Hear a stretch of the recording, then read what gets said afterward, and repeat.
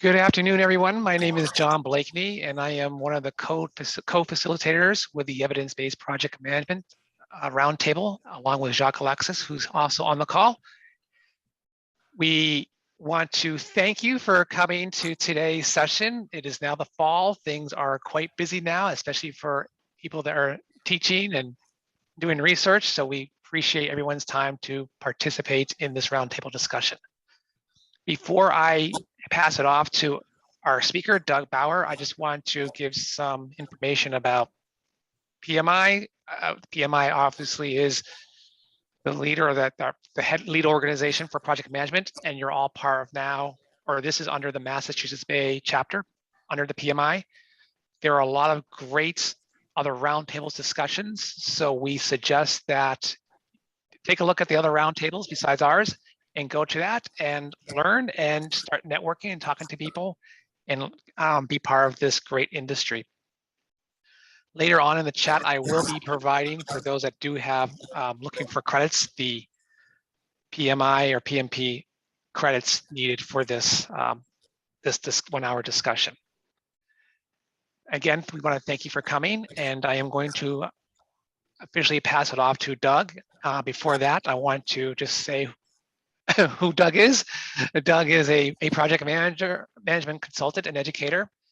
As a manager, e-business with the government of Ontario in Canada, Doug led a team that actively promoted the adoption of e-business techniques by small and medium enterprises and the availability of broadband services in that province.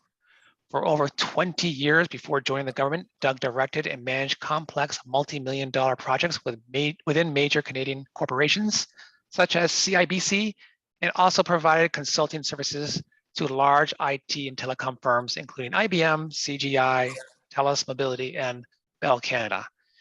Doug has an MBA from York University, an MSc in telecommunications and network management from Syracuse University, and a Doctor of Project Management from RMIT University in Melbourne, Australia. His research on project planning phases and earned value has been published in professional journals. Doug has been an invited speaker at many project management conferences in Canada, the US, Europe, and Australia.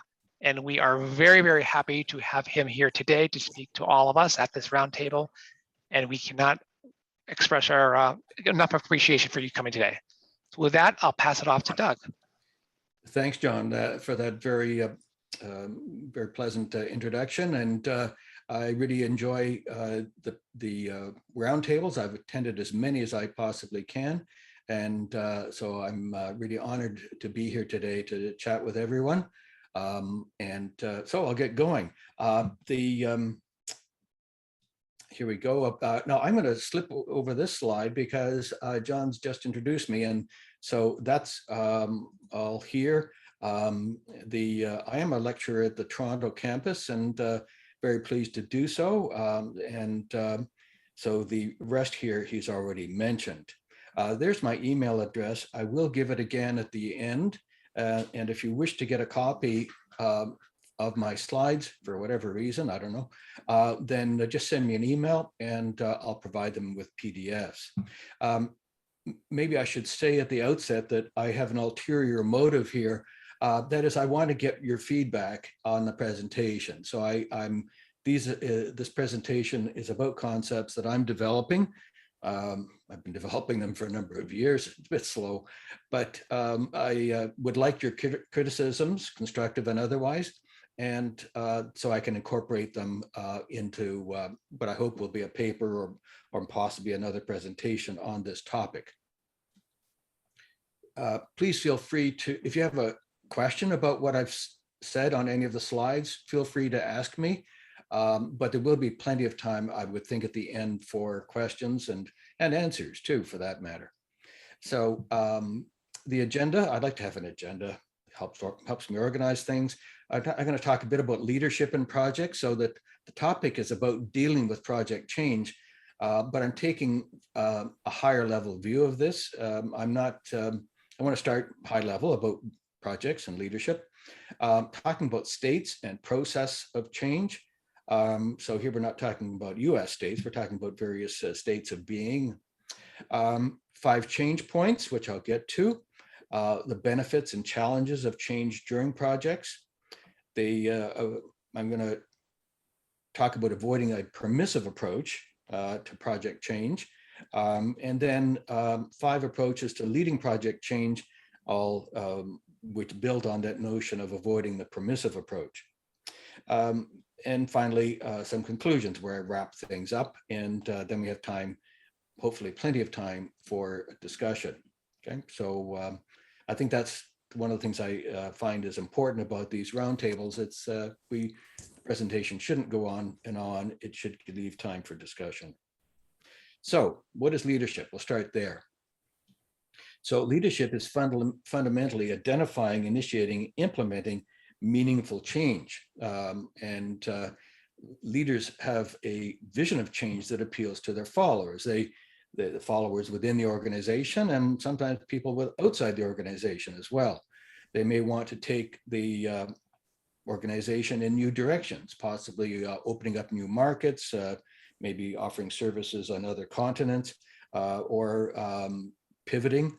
I just remember reading about Shopify, which is a Canadian company started, I don't know, some time ago. I think it was maybe in the 90s. But they originally it was started by some guys who wanted to sell snowboards. What could be more Canadian than snowboards? So they did, and they developed a software that would allow them. One or two of the founders were into IT and writing software, and they couldn't find software that allowed them to market their snowboards properly. So they created their own software. And after a little while, they realized that the software they developed to market their snowboards was far more valuable than their snowboard business. So they pivoted. They went in a new direction. So that's a significant change. And of course, Shopify now is a very valuable company in the area of e-commerce.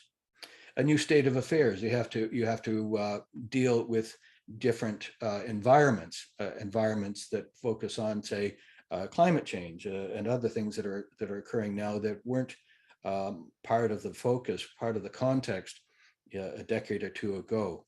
New realities in terms of supply chain, or the possibility of things like pandemics. Yeah, so those are new realities that cause organizations to have to change what they do. So vision requires change. It's rare for a leader to campaign to keep everything exactly as it is.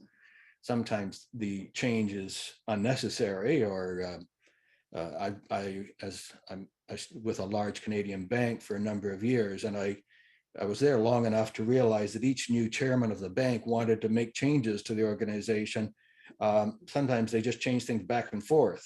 So change isn't always productive, but clearly change is something that leaders want to implement whenever they have the opportunity to do so, to show that they're actually doing something. And I suppose politicians are similar. So change can include lots of different directions. It can include market growth, trying to reach new areas, acquisition of rivals. This would be a change to an organization, a project to, for example, acquire a small company or even a large rival, which can happen. Dealing with new manufacturing processes, such as the use of automation, robotics. Attracting new client groups, realizing that your current clientele is maybe not sufficient to support further growth or profitability. So you need new clients. Okay, so let's talk about leaders and the rate of change. Leaders are crucial to dynamic organizations. So the word dynamic, of course, kind of is built in the idea of change and evolution and adaptation. Simple management is sufficient when the rate of change is not challenging. I've been with organizations that have been both dynamic or industries, maybe I should say, that are dynamic, and ones that are not so dynamic. There was a period where I was with a company called Famous Players Theaters. So it was a company that owned movie theaters across Canada. That was an industry that wasn't very dynamic. They did things pretty much the way they already had. And once the notion of multiplex theaters came in, there was really just a matter of saying, well, how big should the multiplex be? So some industries such as that, or others, construction, for example, tends to be a fairly staid kind of industry, where other industries such as telecommunications and IT, change is very rapid. So leadership is needed, particularly when the rate of change becomes intense. And that's why we tend to see in project management, I think, more of a focus on IT and telecom projects and the need for agility. Yes, I use the word agile there, than possibly for other industries. When I first started teaching project management in the previous millennium, many of the people in courses, project management courses, were from the construction industry or architecture and engineering. And then increasingly, we saw more and more coming from health, pharmaceuticals, IT, telecom, entertainment, etc. So the project management, I think, has changed because we're increasingly dealing with industries that are becoming very dynamic. That is, the rate of change is very intense. So clearly, projects or programs, if we wish, are the vehicle for delivering the changes and results sought by leaders. Okay, so that's my bit of context. I don't want to go through too much of a literature review here, but if any of you know of sources that are relevant to what I'm talking about here, then I'd really appreciate your contributions. One project management author from the past, John Adams, suggested 3 separate states exist: the present, the future, and transition from the present state to the future state of predicted conditions.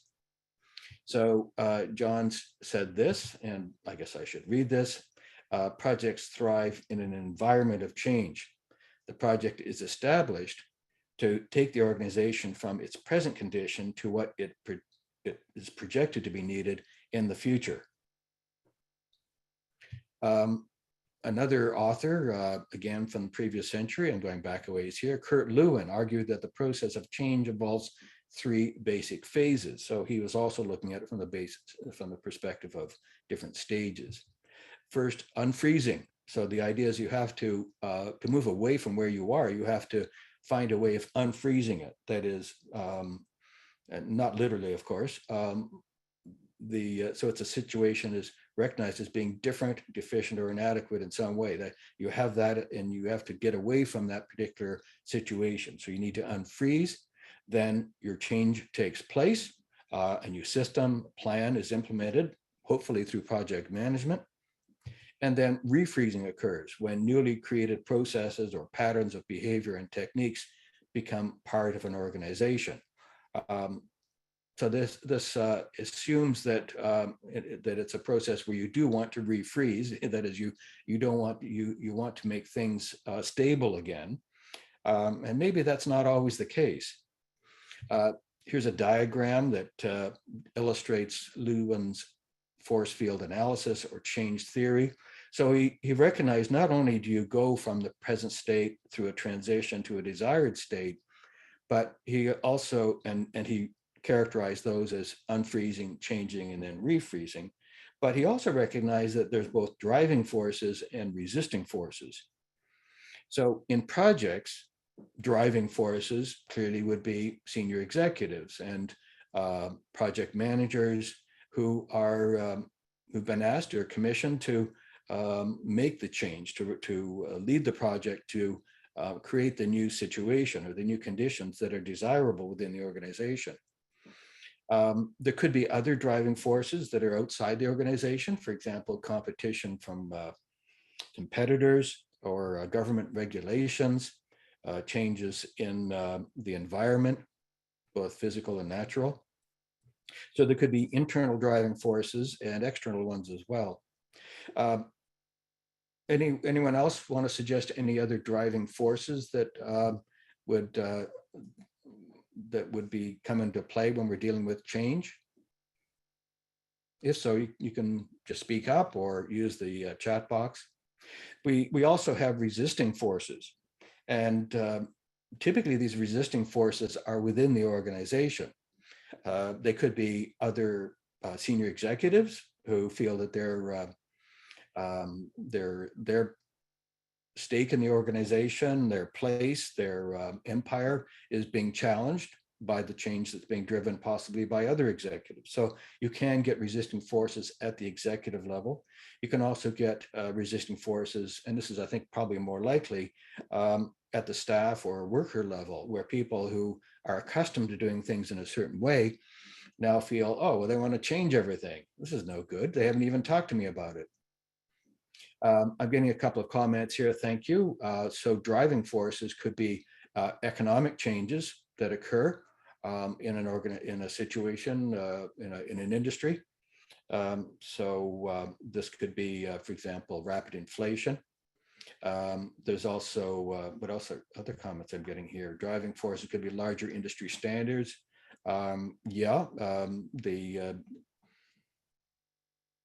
There's for example, in the construction industry, I was talking about how it is fairly conventional, but even there, we're now getting forces pressuring architects and developers to build with a lesser impact on the environment, even to the extent, for example, of using timber buildings for office buildings.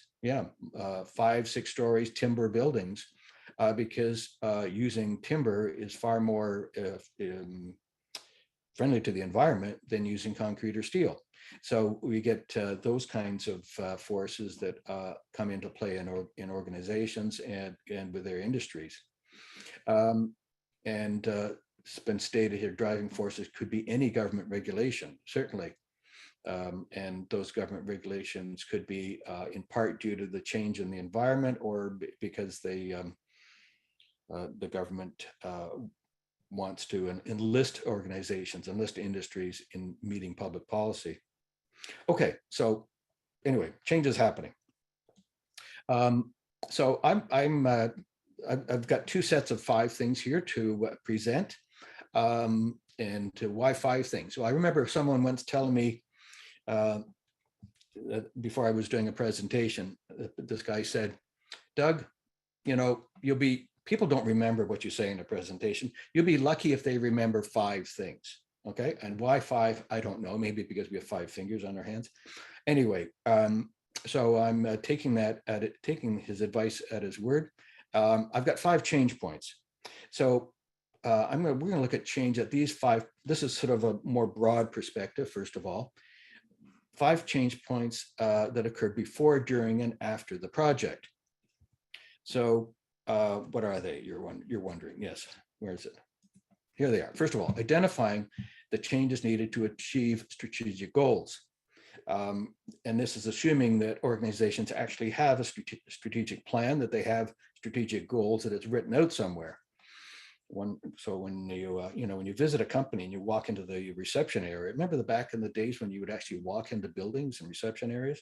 Anyway, typically people have something on the wall there with a spotlight on it, and this is their corporate mission, right? So typically strategic goals are linked to that corporate mission, and the strategic goals help keep people in the organization focused on what it is they're trying to be doing in the future.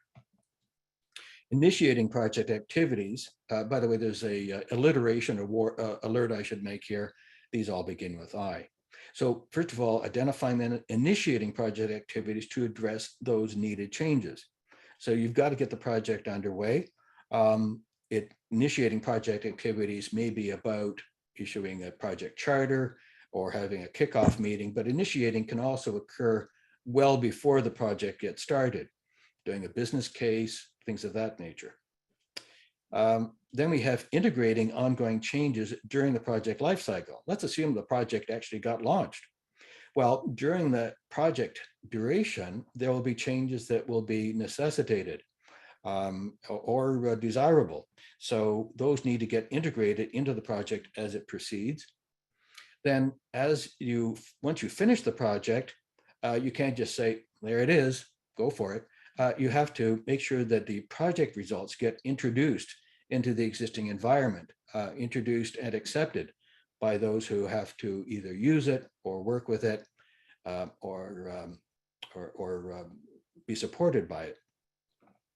And finally, instilling change. I told you there'd be 5 I's. Instilling change within the organizational culture or status quo. That is not enough just to do those first 4 things for each project, but you want to have a to make it so that the organization is accepting of change. That's part of its culture. Now, when I first came up with these, as I said, this was some time ago. It was at a conference that I presented in Australia multiple years ago. Since then, I've actually been reading, I actually read some PMI materials, and one of them was the Managing Change in Organizations, a Practice Guide, 2013. And it actually has 5 aspects to its life cycle framework. They are formulating the change, planning the change, implementing the change, managing the change transition, and then sustaining the change. So I don't know whether they copied me or I copied them. I don't think either of us copied each other. But I guess I was reassured to see that PMI has adopted a similar perspective in their life cycle framework and the practice guide. So that was reassuring, but they didn't have alliteration, and I do. Okay. All right. Any questions at this point? So here, it's nice to make things into a diagram. So here we have, first of all, identifying need for change, initiating change through the project, integrating ongoing change, introducing project results, and finally, instilling change culture. Okay. And I put a box around, literally, I've put a box around these 3 items because they are really what we might consider what changes that occurs during the project or as a result of the project. Part of the project scope could be these 3 aspects here. Okay. So initiating the project is, and then integrating change during the project, and then introducing project results. Now, I have some additional slides here. So let's just deal with each of these in a little bit more detail. Identifying the need for change. First of all, leadership begins with identifying the needed or desired areas of change, analyzing alternative means to that end, and selecting the most desirable route. Leadership is key to the evaluation and approval of a project proposal. Organizations have numerous highly placed proponents of initiatives, but limited resources. So leadership is the key factor in determining which proposals are funded and which ones are discarded. Leadership is exercised by those who launch projects needed to bring about the desired changes in the organization. Projects are only launched by a senior executive, often termed a sponsor. So the sponsor is the person in the organization with the most to win or lose from the success or failure of the project. Yes, and some projects actually fail, not yours or mine. The sponsor has effectively put his or her reputation on the line. I guess I should say the sponsor has effectively put their reputation on the line for the sake of seeing the project approved. The third stage, integrating ongoing change during projects, we recognize that large and complex projects in dynamic contexts and demanding organizations are subject to intense change pressures. So those require significant levels of leadership to resist and or guide. Both the sponsor and the project manager must demonstrate leadership skills to navigate through these waters. So we're going to look at this aspect of change further in this presentation, that is integrating ongoing change during projects, and propose several tactics for the management of change during the project lifecycle. Yes, tactics. I know everyone talks about strategy, but what about the tactics? But let me assure you, I'm not going to talk here about conventional change management. That's kind of boring. I have some other ideas that I'd like to explore with you. The fourth stage we talked about, introducing project results as change. So once the project is steered through those rapids, the waters that I mentioned, Are leadership skills still required? And the answer, as you might expect, is yes. Introduction of the project results can be the most threatening change of all in an organization. So sensitive projects require effective leadership to overcome the resistance to the changes that the project will require. And finally, the practice of instilling change within the organizational culture. The practice of launching, organizing, and managing projects can, over time, affect both the culture and structure of an organization. We have increased horizontal communication and sharing between divisions or silos. We have recognition of projects as an effective means of achieving goals. That's hopefully going to occur if you have enough successful projects. You have introduction of processes such as identifying scope, tracking resources, et cetera, that can improve the efficiency of the organization as a whole. Okay, so there are the 5 change points that I mentioned before, during, and after a project. Let's just look at the next part here, which is, and I'm just checking the chat box here. Okay, no further comments. Okay, let's look first of all why changes might be a good thing or a bad thing in simple terms. So there are many valid reasons why project leadership would encourage the implementation of changes during the project lifecycle. One reason is to demonstrate stakeholder participation. So entertaining changes changes demonstrates that the project team wants to ensure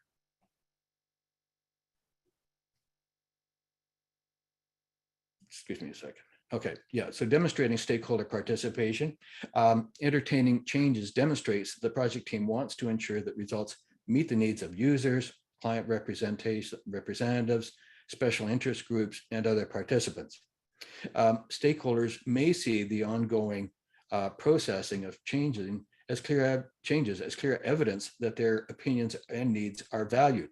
So it's a, if you will, a reinforcement or feedback mechanism. Stakeholders may request changes, and they see that their requests are being honored. We also have the need to obtain current requirements. So project leadership may be able to enhance the currency of the project within its environment. Projects implemented in isolation may lack key elements essential to their eventual success. Leaders can encourage users, clients, and other participants to come forward with new ideas, techniques, and objectives that will benefit the project. Another notion here is to take advantage of opportunities. Scope changes can represent sources of risk to the project activities. So risk also presents opportunities to improve the project scope and deliverables. Changes can produce a better product, reduce time frames, improve communication, or enhance customer appreciation. Preventing such changes represent missed opportunities. And finally, justify additional resources and fees. Why not? So project changes may justify additional fees to charge an internal or external client. Changes may explain the need for additional resources claimed by the project team. So even if you don't claim additional fees, it's a way of justifying the fact that the project may take more time than expected. And consulting fees may document client requested changes, even if no fees or other contract adjustments are claimed at the time, to later justify their inability to complete the project on time or within a predetermined budget. So basically, it's a way of preparing your case in the event that things don't turn out quite as expected in the time and cost perspectives. Okay, so that's why elective change, I call it elective change because some change is unavoidable. So elective change is, if you will, discretionary change. So, but change is also undesirable for a number of reasons. And an excessive number of elective changes during the project can have a disruptive and negative impact on the project as a whole. The changes can impair quality.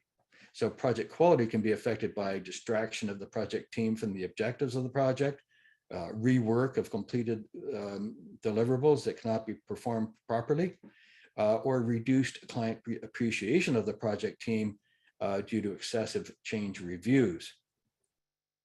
There's also changes can increase costs. The effort expended by staff and consultants to review and advise on proposed changes can be expensive. Claims by suppliers or vendors due to the impact of changes on the components of their project. And additional work that was required once a change was implemented, but not estimated when the change was considered. There can also be delay. The changes can impact the schedule. I don't think I need to go into that in any great detail. And finally, changes can increase risk exposure, which I've already mentioned previously. Okay, so I'm just conscious of the time here, so I'm going to try to move through this briskly. So let's move to the whole notion of dealing with change during the project. And what I'm suggesting is what we want to do is avoid what I call the permissive approach. So here we have a diagram. I'll be using variations of this diagram over the next little while. So here we show a typical project, if you will: concept, development, execution, and finish, CDEF. Oh, that's neat. So typically if you have a permissive approach, you have the changes permitted during the project right up to the endpoint. That's shown at the top, and that often causes delay due to those changes. So we have a project scope statement developed in the concept stage. Scope changes occur as the project proceeds, and the original completion target was set and missed. Okay, so some of you may be familiar with that situation. So in terms of leading project change, I'm going to suggest that project leaders can influence and control the extent, timing, and impact of changes during the project. And I'm suggesting 5 approaches or tactics for doing so. And here's once again where my penchant for alliteration comes into play: proactive, procedural, prohibiting, postponement, and phased. Okay, so let's deal with the proactive one first. The premise here is that changes at the beginning of a project have minimal effect. The project manager should encourage stakeholders to become familiar with the project at the outset and propose reasonable changes so that the project to the scope at that earliest possible time. So you encourage change up front. So the premise here is the project manager and sponsor engage in an intensive campaign to publicize the project objectives, strategy, deliverables, and milestones to all stakeholders. So you don't just have maybe a kickoff meeting, you go beyond that. And the purpose is to draw out potential changes to the project at a time when they can be readily assessed and implemented in the evolving scope statement and work breakdown structure. So you're saying, hey, anybody, if you want to change something, do it now. So here's how it works in the diagram. And here's our 4 stages: concept, development, execution, and finish. You have intensive scope publicity up front, and then the scope of the project is clarified up front. And hopefully then you will have fewer scope changes because everybody's come on board, if you will, with project scope at the beginning. So changes are encouraged, and then changes are permitted grudgingly, and hopefully will then finish on time.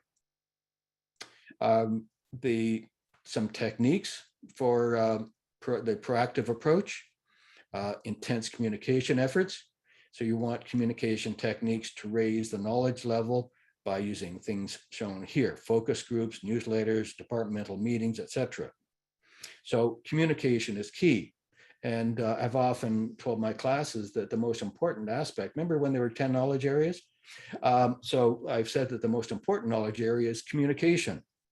Doesn't matter how good your plans are. If you don't communicate them with people, they're just sitting in a drawer, maybe on your wall. Okay, and the other key technique here to the proactive approach is a formal scope approval. And that includes the project charter, the scope statement, and the work breakdown structure should all be formally approved by the sponsor, users, client representatives, other key stakeholders. When these are asked to approve documents, they may make additional effort to review the deliverables and processes of the project to increase their comfort level. So by forcing them to formally approve the scope, you're asking them to review what the project is doing, and hopefully if they want any changes, they'll request them then. Okay, so the second approach, I see there's a question that's been asked. I will address this later, I think, because it's looking at you're alluding to agile, which is what I'm kind of getting into here. The procedural approach is one where the premise is that stakeholders may request changes well into the project schedule, and as they become aware of the project scope in general and its deliverables in particular. These late change requests can pose very negative impacts on the project schedule, costs, and risk levels. So the idea is to make the late changes can be minimized by making it awkward and possibly career limiting for key stakeholders to request them, and especially any that could be have been brought forth earlier. The procedure, you ensure that all key stakeholders are fully informed that change requests will be welcome in the early stages of the project, but they will be severely discouraged later in the project. Insist that an executive committee or other senior body in the organization review all changes and requested following a specific project milestone or gate review. Looking at the diagram, here's the approach. You announce the approval policy, and then you enforce the approval policy so that you have fewer scope changes. So the procedural approach is one where you basically escalate change approvals so that the scope is clarified early on, and then shown in red here, scope changes are approved only by senior executives. And this hopefully will reduce the number of changes that get proposed, because many people would not want the senior executives to know that they hadn't come forward with this earlier. The third approach, prohibiting. So the premise here is that some projects have objectives, completion deadlines, or total cost parameters that are not negotiable. So changes during the course of a project can have a detrimental effect on the project schedule, costs, and overall results. So what you want to do is to prohibit any discretionary scope changes after a given date, other than those that might be unavoidable due to regulations or special project circumstances. So the procedure then is you establish and publicize a date after which any discretionary scope changes will be prohibited. This change freeze date may be declared in the project charter or soon thereafter. And it comes into effect once the project plan is approved. Okay, so the prohibiting approach looks like this. You announce a freeze date, and then you enforce the freeze date at some point during the development stage. So there's no scope changes occurring, and that allows you to meet a crucial completion date. Okay. This is reasonably straightforward, and many of us who have been in IT have encountered the whole notion of a freeze date, a project freeze date, simply because the team has to be able to focus and get things done and can't be bothered with unnecessary changes. Okay, fourth, postponing. So the postponing approach premise is that changes to an urgent project must not be allowed after its initial stage. You ensure that beneficial revisions, however, aren't tossed aside in the haste to complete it on time. And the procedure is you establish a freeze change date, as you did with prohibiting, but the team continues to accept and collect change requests as the project proceeds, but refrains from implementing any of them. Change requests are collected and reviewed, analyzed, and compared during the project or at its completion. And then approved changes form the scope requirements for a mini project that is launched soon after the main project is completed. How does this look? Well, we have our 4 stages. You have a freeze date, you enforce the freeze date, and during the project, you have changes that are prohibited, but they're collected. So any changes that people request, you say, it's a great idea. We'll have a look at that. And then once the project is finished, you evaluate all of those requested changes and say, well, these two are similar, these two contradict each other, and so forth. And you can put together a scope statement for a mini project to follow. Okay. Here's a couple of examples of these. We're all familiar with software situations where you rush completion of an application to meet the launch date. And then when people realize there are features that should be included in it, or maybe bug fixes too, those get added in version 1.01. Even in something like shipbuilding. So a company will build a cruise ship and finish it in time to meet the tourist season, back in the days when people took cruises. And then during that period of time, they would collect suggested changes and improvements to the ship, and then renovate those as a follow-up project during the next off season. Okay, when it's in dock. And finally, and not a moment too soon, phasing approach. So the premise here is that some projects have phases. Some projects are composed of numerous stages or phases that are similar but not directly related to each other. So these are often maybe referred to as phased rollout projects, and such projects can utilize a variant on the postponement approach, in which changes are suggested in one stage are considered for implementation in the next stage. So the procedure here is after the initial planning, the rollout proceeds in phases. Each phase ends with useful deliverables. And so there's a comment earlier about agile. How does this fit within an agile workflow, more iterative approach to project management?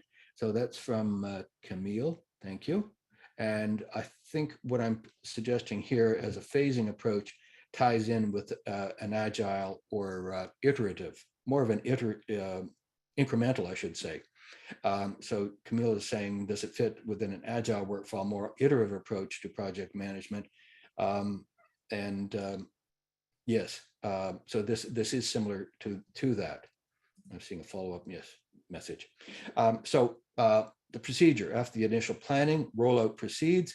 Each phase ends with useful deliverables, and that can be used immediately. Changes are suggested in the first stage, are accumulated and considered for implementation in the second stage, etc.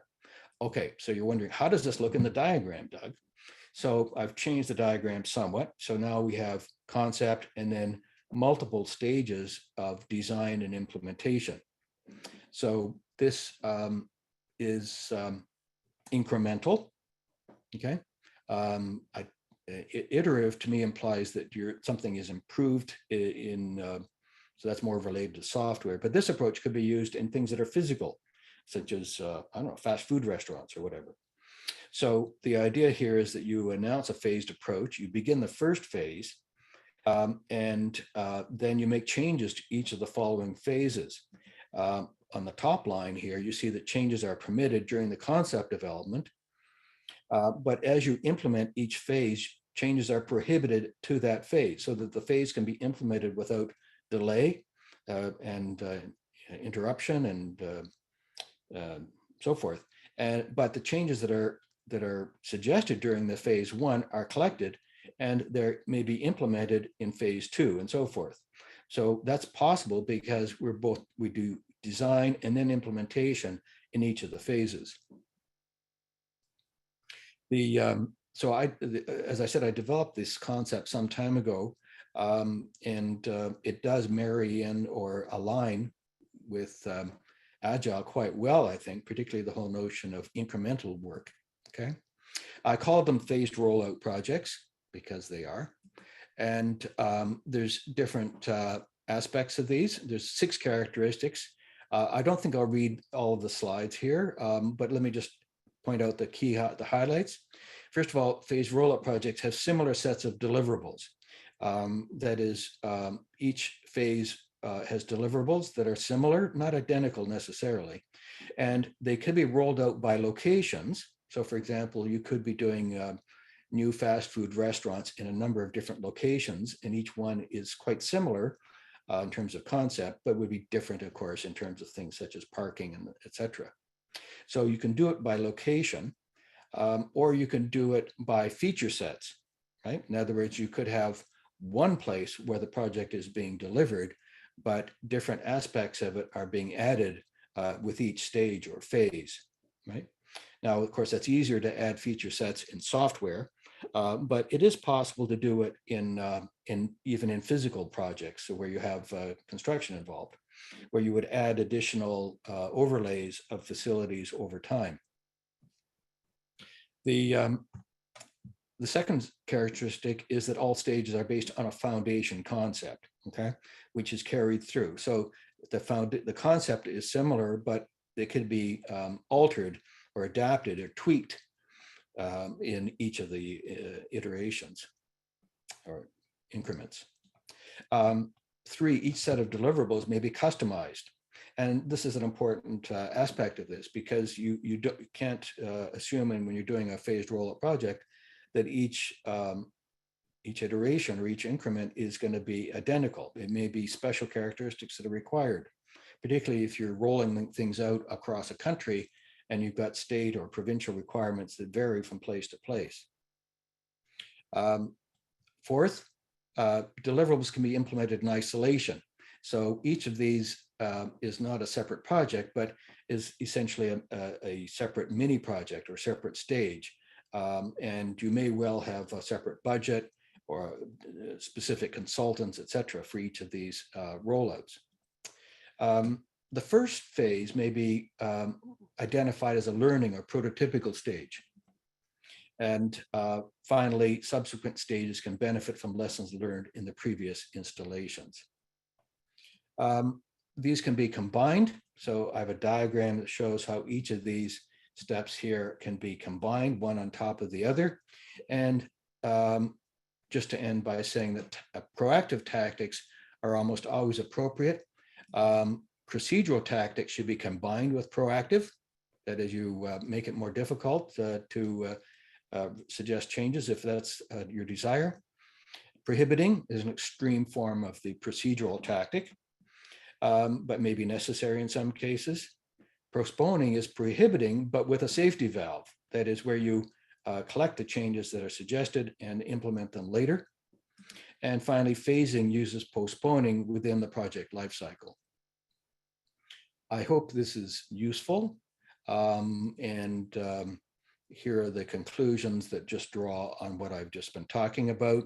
I've identified 5 change points that occur in relation to projects before, during, and after projects, and 5 approaches that can be adopted to integrate change during the project. So I've got just 10 minutes for questions. I hope there'd be more, but these slides went on a bit longer. So I'm blaming the slides. It's not my fault, it's the slides. Thank you, Doug. That was a great presentation. Does anyone have any questions that you can actually add in the chat, or just speak up, raise your hand. Well, while we're waiting for that, I did like the alliteration, so that was great for the 5 points. One question that I might have is if you're into the prohibitive stage, how do you get, if you're like a consultant working for a sponsor, how do they agree to that? If they really want to make a change and you say the project management office says, no, we're in the prohibitive stage. How do you get buy-in to that, or how is that received?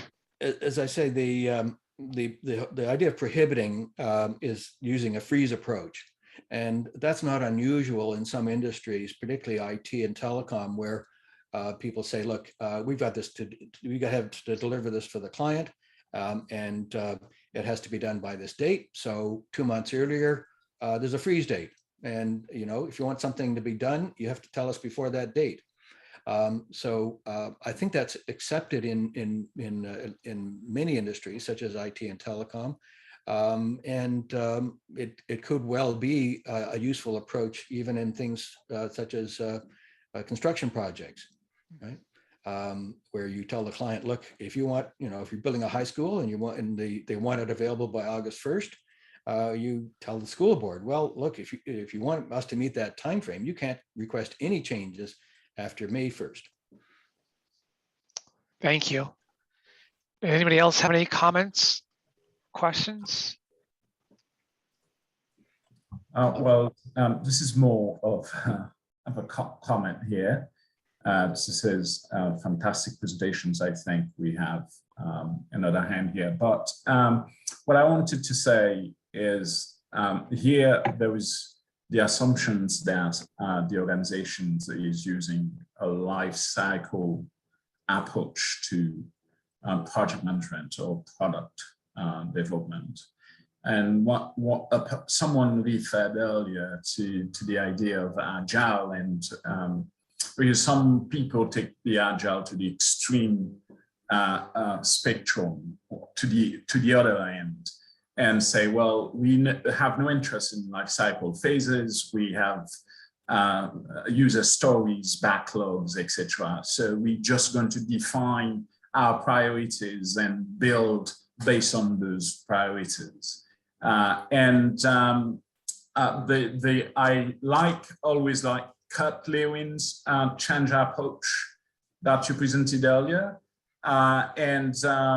One thing some folks are saying is that in a fast changing industry like IT, where products have very short life cycle, the Kurt Lewin's approach would be something that works, because you don't want to freeze anything. You want to give stakeholders the opportunity to adapt and respond to the market that is changing very quickly. I don't know what you think about that, though. Well, I hear that. First of all, IT is both software and hardware.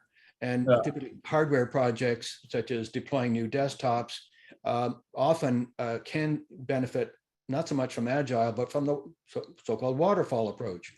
They might say, look, we understand you want to install 200 workstations.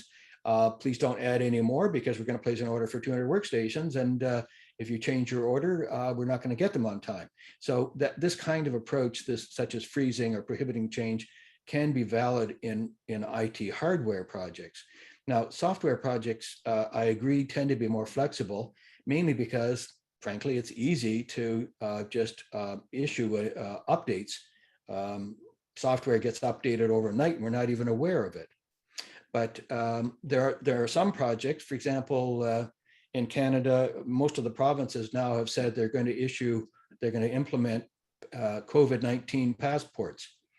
That is applications that will reside on your smartphone that will give you a QR code showing that you've been vaccinated. Well, imagine the IT department, how quickly they have to put that together. They have a hard and fast deadline. And maybe there's little things that can maybe add on features that can be implemented later in versions 1.04 or whatever. But they're under a lot of pressure to get those passport apps, mobile apps out ASAP, and they would probably start with a minimum. There's an agile notion of a minimum viable product, and that is not incompatible with what I'm talking about here of postponing. That is, you come up with the minimum viable product first, and then you add new features later. There's somebody who on the chat box asked how to distinguish a valid change from a scope creep in a project. Well, that is important. Scope creep is important. Scope creep, though, is typically unnoticed change, or it's noticed too late. That is because there's a friendly relationship between the project manager and the client representative, or others. The client representative says, can't you just do this in the project? Can't you just add, for example, a new boardroom table? The project, we were supposed to reuse existing furniture, but we now have enough money in the budget that we can buy new. We can do that, right? We don't have to do a scope change. So it's that kind, to me, scope creep often gets implemented when there's when the relationship between the project manager and an external client is too informal. So what I've been talking about here is formalizing scope change approvals, even taking them up to the executive level. Wonderful. All right. Does anyone have a quick question? Otherwise, we can. It's almost 1 o'clock. We have time for a last question. If I would like to note that I could do with some more literature references my presentation here. I'd like to develop this further into a paper. If you have any suggested references that would be helpful on this topic, then I appreciate receiving those. And if you wish to get a copy of this presentation, just send an email to me, and there it is, my email address. It looks like there's one more question. Oh. If you can answer quickly, it just came in. So do you think you? Yes, if a customer asks to increase the order quantity after project finalization and roadmap, what should we do? Customer is reputed or important, I take. Well, it depends what approach you've established. I'll bring this slide up. So if the organization has determined the client has agreed that meeting an end date is absolutely crucial, then you may wish to go into the postponing approach. That is where you say, well, look, we have to get all of these sites done. We have 5 sites and we have to get all 5 done to meet our by this deadline. But if you want to add a 6th site, then yes, we can do so, but we'll have to do it as a mini project following completion of the main project. So that's what I would suggest. Of course, if you can fit it in, fair enough. But you would have to make sure that would be the procedural approach, where you'd say, look, if you really want to add more scope to the project, get your senior executives to approve it. But keep in mind, it could delay things, and they need to be aware of that. Terrific. Thank you very much. And I think that was the last question we have time for. Again, thank you, Doug, for your presentation. My pleasure. I loved it. I think everybody else did too, so it was very informative. And we look forward to seeing everyone next month. And Jacques just put some information in the chat to reach out to us and to register for how to register for next month's roundtable. Thank you very much and have a great day. Thank you. Thank you very much, Professor Bauer. Thank you. My pleasure. Thank you very much.